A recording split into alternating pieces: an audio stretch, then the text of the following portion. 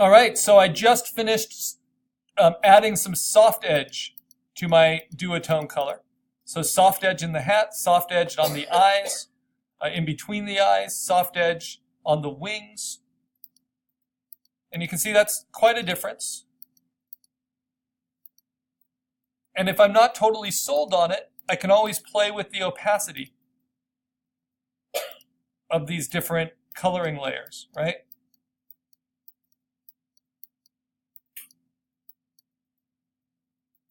So maybe I use the soft edge just the tiniest bit, right?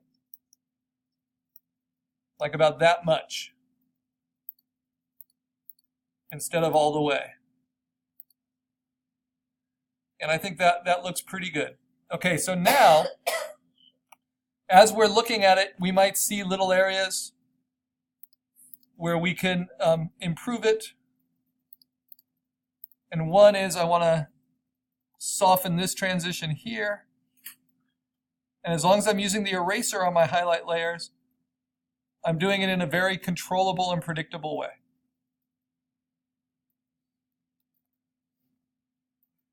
Okay, now we're going to get into some kind of special effects. So what if I want to make those eyes a lot more saturated? So there's a few things I can do. First of all, the eyes are made up of lots of different layers. You know, all these different color layers coming together. So what I can do is I can turn off everything except the color layers, like that. Even turn off the offset layer, right? Because that's a black outline. And I can hold down Option and say Layer, Merge, Visible. And if I hold down Option, it will all be on one layer. I'm going to mark that with a different color. This is for kind of special effects. Okay. I'll mark it yellow, and I'll call this a saturation of all colors. You could also do this with an adjustment layer, but I try to avoid those unless I'm in photography. So on this saturation of all colors layer, I can turn on my different backgrounds. Let's just turn on black and turn on the offset. And I can play with it. Not just flat color, not just highlight, not just duotone color, but all of them together. And I can up their saturation. I can lower their saturation. I always do this test where I take them all down to gray and make sure that they're still readable.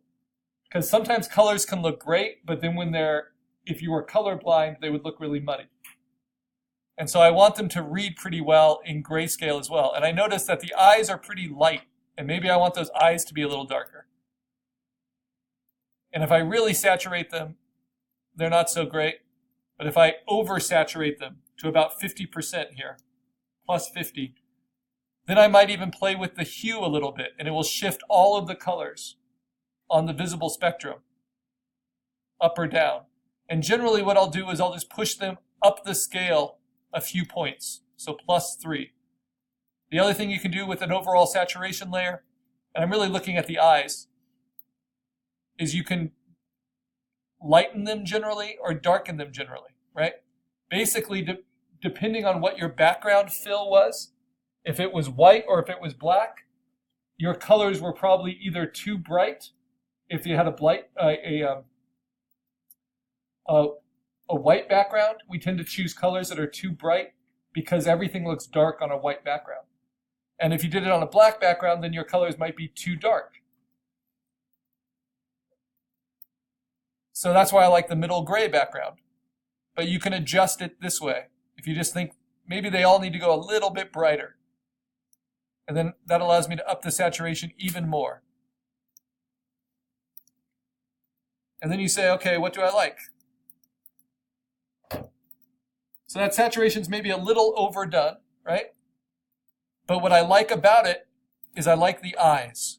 So I'm going to grab the eyes just from that saturation color layer. And remember, there's no offset on this layer. There's just color. So I'm just going to do this. I'm just going to use my lasso and lasso these eyes. Hold down Shift, get both of them, I want those bright glowing eyes, duplicate them onto their own layer, and I call these glowing eyes. This is a special effect, and it's going to become a color hold. You will see what I mean in just a second. Okay, let me turn on all my blacks. These are all optional effects, but it shows you the kinds of things you can do. Okay, now if I turn off my saturated color, I'll still have the glowing eyes, or the deep red eyes, right? Ooh, good for an animation. And I like those. Those are even creepier. Okay? Now, if I want those to be truly glowing eyes, well, I'll get to that. I would put them above my black line layer, and I would add a layer style to them. So I'll get to that in a second. What about full spectrum color? Full spectrum color is not just taking, let's say, the brown of the deer's head. Let me select that from my flat colors. It can even be from my flatting colors. I'll just do it for my flats. So all this brown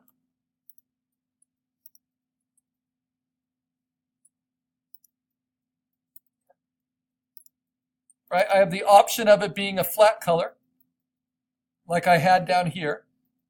But I also have the option of painting it like a painter would paint it. So instead of it just being split into highlights and shadows, so there it is, just as my flat color. What I could do with it, I'll make a duplicate, is I could treat it like a painter would, and I would think about how it was lit. Not just the direction of the lighting. I had to add the direction of the lighting when I did the, that's the flat color. I had to add the direction of the lighting when I did the duotones, right? But now I just want to paint it. So I'm going to use my brush, and I'm going to bring in different color reference. So I go back to my color reference, and this is good to remind you. And I'm going to open up two different color references to use. One from Paul Pope, Battling Boy, one from Jack Kirby. I'm going to open those in Photoshop, right? And then I'm going to go back to my original. They're all here. And I'm going to say Window, Arrange, and I want 3 upstacked, which is one we'll be using in digital painting. So that my color references are off to the side here. I'm going to arrange them so I can see them a little bit.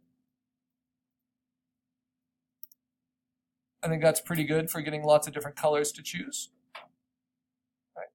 Now in both of these, we can see gradations being used. We can see cut edge color. Actually, this is mostly flat color with some gradations. So there's not even a whole lot of duotone in Kirby's work. All the shadows are just done with solid black. And with Paul Pope, you see soft edge color, gradated the skin tones from light to dark. But then you'll also see a little bit of other colors bleeding in. And then this background, look at that. Goes from bright purple to green. That's what we call full spectrum. Or this lightning bolt that goes from yellow to orange. So what if I want that kind of difference in the fur? So I'm on the fur here. I can do a few things to add full spectrum. I can do it simply by just choosing a gradient overlay, right? And here I have this rainbow that I designed before. I could play with its angle. That's kind of nice, right? I can reverse it. In fact, I kind of like that better. I can change its colors and select those colors from my source material. I don't need to limit it to web colors anymore.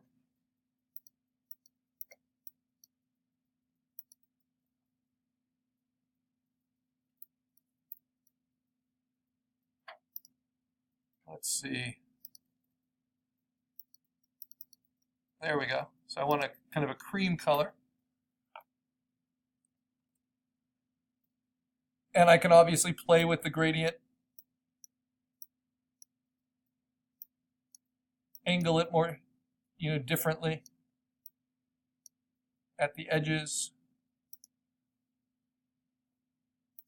But this would be what's called full spectrum color.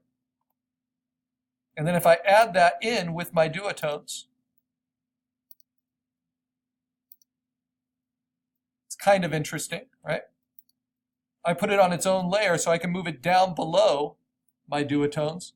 And now you see the full spectrum coming through.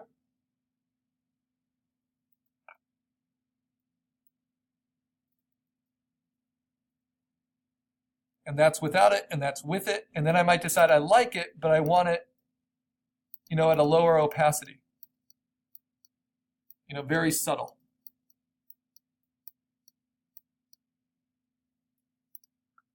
And parts of it, like on this ear, I really like it.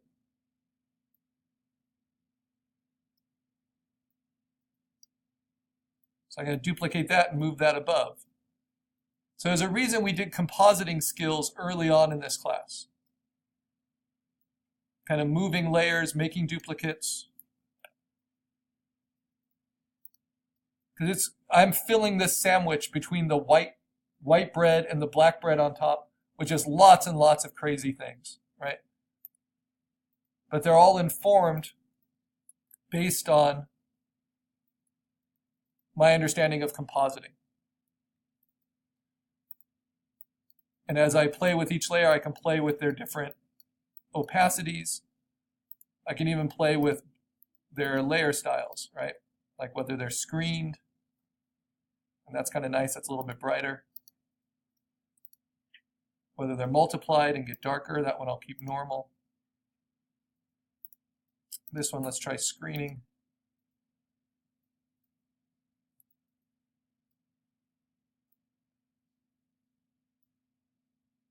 And then you can try on different backgrounds.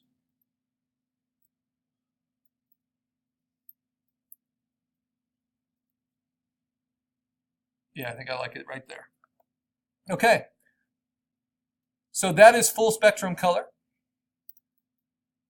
We'll do a little quiz with Wonder Woman illustration, see if you can recognize it. So what is the only thing here, the only local color that's full spectrum? It's just the brown of the deer. Because that has orange in it, it has purple in it. It doesn't have just variations of that local color brown. Right. Now the hat, I might decide the hat needs that. And it's very easy to do. I just go to my flat color, I select it, right? Not the star, but the hat itself, and not the shadow of the hat. I unlock it so I can duplicate it.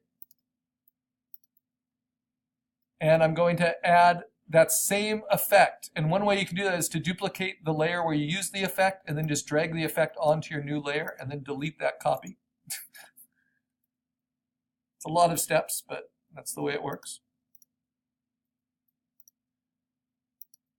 And now I can move this up above the hat. There we go. And then play with blending it. And play with its opacity.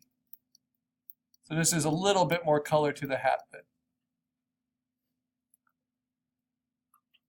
Again, it's very easy to overcolor. I'm trying to avoid that.